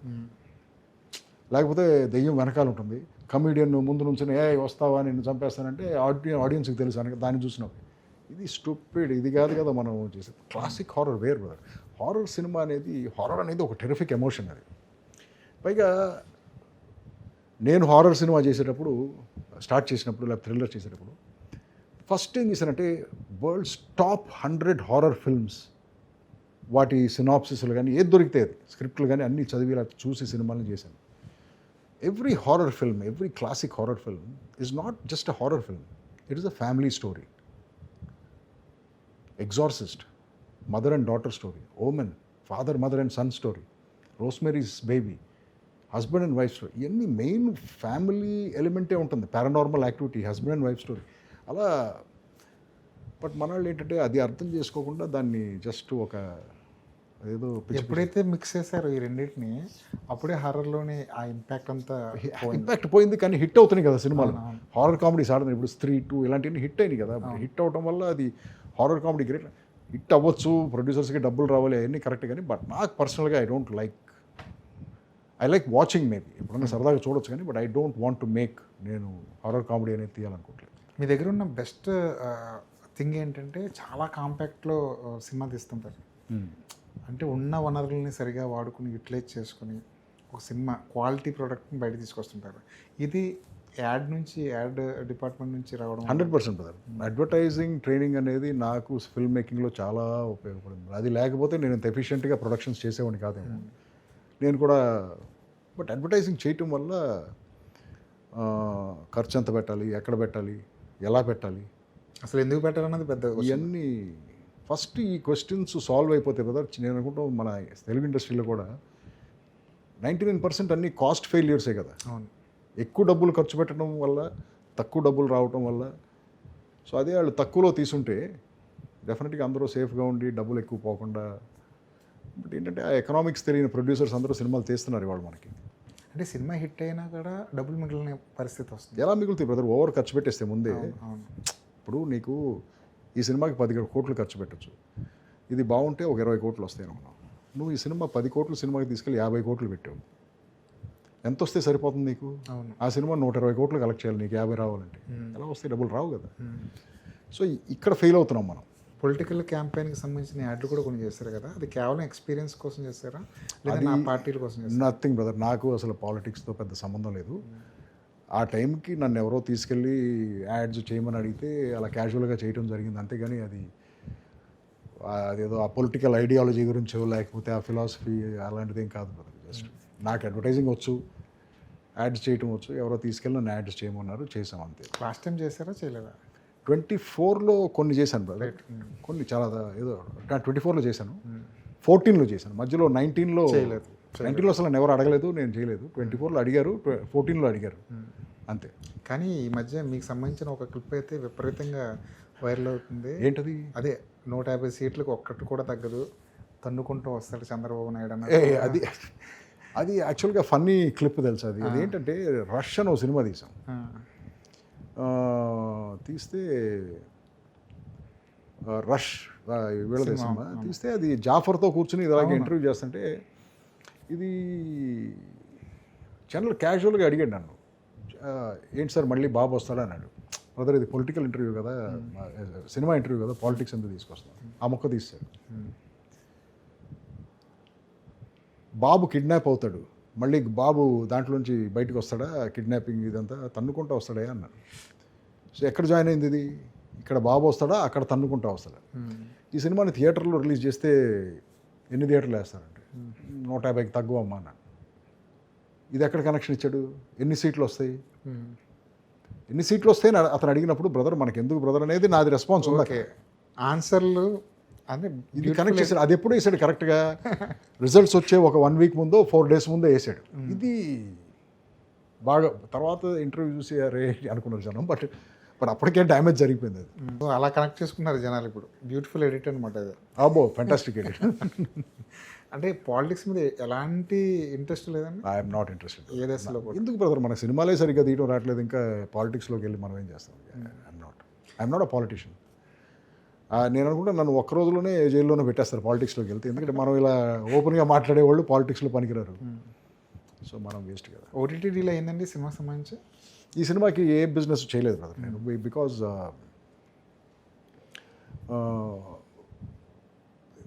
నెంబర్ 1 ఏంటంటే అసలు అంత టైం లేదు నాకు ఈ బిజినెస్ సోర్స్. ఎందుకంటే ప్రొడ్యూసర్ని, డైరెక్టర్ని, యాక్టర్ని నేనే అవటం వల్ల నాకు ఎంత టైం లేదు. 2 ఏంటంటే థియేట్రికల్ చేద్దాం అనుకున్నాం. స్టార్టింగ్ నుంచి ఇది థియేట్రికల్ సినిమానే చేద్దాం అనుకున్నాం. బట్ ముందే ఓటీటీ డీల్స్ ఇవన్నీ ఏమన్నా కమిట్ అయిపోతే థియేట్రికల్ రిలీజ్కి ఏమన్నా ఇబ్బంది అవుతుందా, లేకపోతే మనం అనుకున్న డేట్స్కి మనం అందుకోలేమా, లేకపోతే ఏమన్నా ఓటీటీ కంపల్షన్స్ ఏమన్నా మన మీద ఉంటాయి అనేది తెలియదు నాకు ఇంకా. రైట్. సో అందుకని అవన్నీ తర్వాత చేద్దాం, లేదా రిలీజ్ తర్వాత అని చెప్పేసి అక్కడ ఎస్ మన డెఫినెట్గా కావాలి ఓటీటీ డీల్స్ ఇవన్నీ, బట్ రిలీజ్ తర్వాత దాని మీద ఫోకస్ చేద్దామని ఆపాము. మీకు ఏమైనా ఓటీటీ ఆఫర్స్ వచ్చినాయండి డైరెక్టర్గా, యాజ్ ఎ డైరెక్టర్గా? ఎందుకంటే మీలాంటి మీ జానర్ ఆఫ్ కథలు వాళ్ళు బాగా ఇష్టపడుతుంటారు ఓటీటీ ఆడియన్స్. అలాగేం లేదు బ్రదర్, ఇప్పుడు అంతా మారిపోయింది కదా. అక్కడ కూడా ఏదో తేడాగానే ఉన్నాయి సినిమాలు. అవన్నీ చూస్తుంటే ఓటీటీలో కొన్ని సినిమాలు చూస్తుంటే అసలు ఇది ఎందుకు తీసారన్న టైప్లో ఉంటాయి. కొన్ని ఏమో చాలా బాగుంటున్నాయి. అలా చాలా బాగున్న సినిమాలు ఏంటి ఓటీటీలో ఈ మధ్యకాలంలో చూసాను? అంటే సినిమాలుగా నేనేం చూడలేదు బ్రదర్. కొన్ని సిరీస్లు చూశాను. ఫ్యామిలీ మ్యాన్ అని ఒక సిరీస్ చూసాను, అది చాలా బాగా తీశారు అది. ఇకపోతే అన్ని ఇంగ్లీష్ సిరీస్లో ఎక్కువ చూస్తూ ఉంటాను నేను. అది కూడా రోజుకో 10 నిమిషాలు. నేను ఒక సిరీస్ చూడాలంటే నాకు 4 నెలలు 5 నెలలు పడుతుంది. 10-15 మినిట్స్ కంటే ఎక్కువ టైం నేను వాచ్ చేయలేను. సినిమా కూడా అంతే. ఓటీటీ ఫిల్మ్ కూడా నాకు ఒక 10 రోజులు పడుతుంది ఒక సినిమా చూడటానికి. మరి థియేటర్లో సినిమా చూస్తారా మీరు? బాగుందంటే బాగుందని వింటే, ఇప్పుడు ఫర్ ఎగ్జాంపుల్ మిషన్ ఇంపాసిబుల్ 7 ఉంది, టామ్ క్రూజ్ సినిమా చూద్దాం, 100% థియేటర్కి వెళ్తాను. ఇప్పుడు ఈ మైకేల్ జాక్సన్ సినిమా వచ్చింది, డెఫినెట్గా థియేటర్కి వెళ్తాను. మైకేల్ జాక్సన్ పెద్ద ఫ్యాన్ని 80sలో మేము. సో అలా ఏదైనా నాకు చూసారా మైకేల్ జాక్సన్? ఇంకా వెళ్ళలేదు బ్రదర్, వెళ్ళాలి. మనం ఈ గొడవలో ఈ సినిమా గొడవలో ఉన్నాం కదా. అది ఒక సినిమా మీది సెట్ మీద ఉందంటే మిగతా సినిమాలు చూడడానికి పెద్దగా ఇంట్రెస్ట్ చూపించరా? అలాగేం లేదు బ్రదర్. ఇంపాక్ట్ ఏమైనా చూపిస్తుందేమో అన్న? అలాగేం లేదు బ్రదర్. ఎందుకు మన స్క్రిప్ట్ ఆల్రెడీ రెడీ, మనం ఎలా తీయాలో ఫిక్స్, అది మన మీద అలాంటిది ఏం లేదు. బట్ ఏంటంటే టైం, సెకండ్ షోకి వెళ్ళాం కాబట్టి. సో ఆ డే టైంలో ఎక్కడో కుదరాలి. అది వెళ్తే మార్నింగ్ షోకి వెళ్ళాలి, మార్నింగ్ షో ఆ సినిమా ఆడాలి ఎక్కడో, ఇవన్నీ ఉంటాయి కదా. సో మనకి ప్రాబ్లమ్స్. ఓటీటీ వచ్చిన తర్వాత యాజ్ ఎ రైటర్గా ఎలాంటి ఇంపాక్ట్ పడిందండి? ఏం లేదు బ్రదర్, మనం అసలు మన మీద ఎందుకు ఇంపాక్ట్ ఉంటుంది. కాకపోతే ఇప్పుడు పెద్ద అడ్వాంటేజ్ ఏంటంటే మనం ఇంతకుముందు ఎప్పుడూ చూడని సినిమాలన్నీ చూస్తున్నాం. ఓటీటీలో మిస్ అయిన సినిమాలు ఎక్కడో చోట దొరుకుతున్నాయి మనకి. మన భాషలో చూస్తున్నాం. మన భాష కాదు, ఇంగ్లీష్లోనే. ఇంతకుముందు దొరికే కాదు మనకి సినిమాలు. డివిడీల కోసం, వీసీడీల కోసం ఎత్తుకునేవాళ్ళం, లేకపోతే ఫారెన్ నుంచి ఎవరైనా వస్తుంటే తెప్పించుకో. ఇప్పుడు అది పోయింది కదా. అది హాయిగా మన ఇంట్లో మనం అది ఆన్ చేసి ఎప్పుడు కావాలంటే ఎప్పుడు చూడగలుగుతున్నాం. అదొక పెద్ద అడ్వాంటేజ్ ఓటీటీ వల్ల. బట్ అఫ్కోర్స్ సినిమాకి వెళ్ళాలంటేనే చాలా పెద్ద యజ్ఞంలాగా అయిపోయింది కదా ఎవరికైనా సరే. ఎందుకంటే ఆ కాస్ట్, ఒక సినిమా థియేటర్కి వెళ్తే ఆ తొక్కలో పాప్కార్న్ 150 రూపాయలు టికెట్ అంటే 500 పాప్కార్న్. అంటే టికెట్కి 3 రెట్లు 4 రెట్లు పాప్కార్న్ అమ్ముతున్నారు. కూల్ డ్రింక్ 2 రెట్లు 3 రెట్లు అమ్ముతున్నారు. సో ఈ ట్రాఫిక్లో ఇబ్బంది పడి అక్కడికి వెళ్ళి అంత రేట్లు పెట్టి సినిమాలు చూడటం డిమోటివేట్ చేస్తుంది జనాన్ని. ఎక్కడో బాగా చాలా బాగుంది అనుకుంటే తప్ప వెళ్ళట్లేదు సినిమా జనానికి. సో ఈ విధంగా మనం అది కిల్ చేసుకున్నాం కాబట్టి ఈ ఓటీటీ అవును బూమ్ అయింది. ఈ మధ్య చిన్న సినిమాలు ఏం చేస్తున్నాయంటే 99 రూపాయలకి టికెట్ ప్రైస్. మంచిది బ్రదర్, టికెట్ ప్రైస్ తగ్గిస్తున్నారు, కానీ లోపల మిగతా విషయాలు ఏం తగ్గించట్లేదు కదా. అవునవును. నేను అదే చెప్తున్నాను. మొన్న ఏదో ఇంటర్వ్యూలో, నేను కాలేజీకి వెళ్ళేటప్పుడు, కాలేజీలో చదువుకునేటప్పుడు పెట్రోల్ రేట్ 10 రూపాయలు ఉండేది. సో 1 లీటర్ పెట్రోల్ పోసుకుంటే నాకు ఒక 2-3 రోజులు వచ్చేదనమాట. రోజు సినిమాకి వెళ్ళేవాను బ్రదర్. నేను నా టీనేజ్ ఇయర్స్ అంతా సినిమా థియేటర్లో గడిచిపోయింది. ₹2.90 ఉండేది టికెట్ మెడ్రాస్లో, నేను చెప్పేది. ఒక 50 పైసలు ఎంతో బైక్ పార్కింగ్ ఉండేది. ఇంకొక 50 పైసలు పెడితే ఒక సమోసా ఒక చాయ్ వచ్చేది, ఇంకొక 50 పైసలు పెడితే 2 సిగరెట్లు వచ్చాయి. మళ్ళీ నేను ఇంటికి తిరిగి వచ్చేటప్పుడు 50 పైసలు జేబులో ఉండేది, 5 రూపాయలు తీసుకెళ్తే. ఇప్పుడు సినిమాకి వెళ్తే మేము నలుగురు మొన్న ఏదో సినిమాకి వెళ్ళి, ఆ బిగ్ స్క్రీన్ ఏదో సినిమాకి వెళ్తే అంతకెళ్తే 4,000 చిల్లరైంది. So common man cannot afford this film making. ఇప్పుడు అదే రేట్లు తక్కువ ఉంటే అందరూ థియేటర్స్కి వెళ్తారు కదా హ్యాపీగా. అవును. బట్ మనం చేతులారా చేసుకున్నాం, ఇది రేట్లు తీసుకెళ్ళి అక్కడ పెట్టాం, బ్యాడ్ కంటెంట్ తీస్తున్నాం, 2 విధాలా మనమే పొడుచుకున్నాం. అది ఇప్పుడు మీ సినిమా 200 రూపాయలు పెట్టి టికెట్ కొని థియేటర్కి వస్తే 200 రూపాయలకి తగ్గ ఎంటర్టైన్మెంట్ కానీ బ్రదర్, ఇది చాలా బ్యాడ్ క్వశ్చన్. ఎందుకంటే 200కి ఎంత వస్తుంది అంటానికి ఇదేమన్నా పల్లీల వ్యాపారం కాదు కదా బ్రదర్. 200 వాల్యూ ఏంటనేది నీ పర్సనల్ ఇండివిజువల్. నేను 200 పెడితే నాకు ఎంత కావాలనేది ఇండివిజువల్ కదా, అది రాంగ్ క్వశ్చన్ కదా. It is not quantifiable. 200కి ఎంత ఇస్తాం ఎంటర్టైన్మెంట్ అనేది క్వాంటిఫైబుల్ కాదు కదా. కానీ పోనీ 2 గంటలు ఎవరి దృష్టిలో అయినా 2 గంటలే కదా. 2 గంటలు, నువ్వు 2 గంటలు, బట్ సినిమాకి వస్తే మాత్రం డిసప్పాయింట్ అవ్వవు. Right. Yes, that's all I can tell you. ఆ 2 అవర్స్ నీది వేస్ట్ అయింది అనుకో, డిసప్పాయింట్ అవ్వవు. బట్ నువ్వు ఫుల్గా ఎంటర్టైన్ అయ్యావా లేదా అనేది నేను ఇప్పుడే చెప్పలేను. ఎందుకంటే నువ్వు ఎవ్రీ వన్ ఇస్ డిఫరెంట్ కదా, ప్రతి ఒక్కరి టేస్ట్ డిఫరెంట్. ఇప్పుడు బెన్హర్ లాంటి సినిమాని చూపించిన ఏంట్రా తొక్కలో సినిమా అనేవాళ్ళు ఉంటారు ప్రపంచంలో. బట్ అది ఇండివిజువల్ చాయిస్. అది ఫ్రాంచైజీలు కామన్ అయిపోతున్నాయి. మీకు కూడా ఆ ఫ్రాంచైజీ తీయడం అనేది మీకు కూడా అలవాటే. ఈ సినిమా ఏమన్నా అలాంటి జోనర్లో వెళ్తుంది? ఫ్రాంచైజీ ఏంటి బ్రదర్, ఫ్రాంచైజీ అనేది బిజినెస్ మోడలే కదా. అది ఫస్ట్ పార్ట్ బాగా ఆడింది కాబట్టి సెకండ్ పార్ట్ తీస్తే ఇంకా బెటర్గా ఆడుతుంది, ఎక్కువ డబ్బులు వస్తాయి. రీజన్ ఉంటే తీయచ్చు ఫ్రాంచైజీని. కానీ దీనికి ఏమన్నా అలాంటి స్కోప్ ఉందా ఈ కథకి? ఎస్, స్కోప్ ఉంది దీనికి, ఆ స్కోప్ ఉంది. సో ఆ స్కోప్ని కూడా కొంచెం అలా టచ్ చేసి వదిలేసాం అనమాట, ఎక్కువ పెట్టకుండా దాన్ని. ఛాన్స్ ఉంటే ఎస్, డెఫినెట్గా రేజర్కి ఫ్రాంచైజ్ ఉంటుంది. ఓకే సార్, మీ సినిమా వస్తుందంటే ఒక వర్గం ఖచ్చితంగా వెయిట్ చేస్తుంటుంది. మీరు సినిమాలు మధ్యలో తీయండి, తీయకపోనివ్వండి, మధ్యలో గ్యాప్ రానివ్వండి, ఒక జనరేషన్, ఒక వర్గం ఖచ్చితంగా ఇంట్రెస్ట్గా వెయిట్ చేస్తుంటుంది.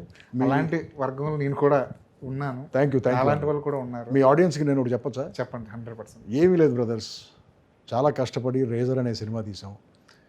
అంటే ప్రతి ఒక్కళ్ళు అంటారు కష్టపడి తీసాం అని చెప్పేసి.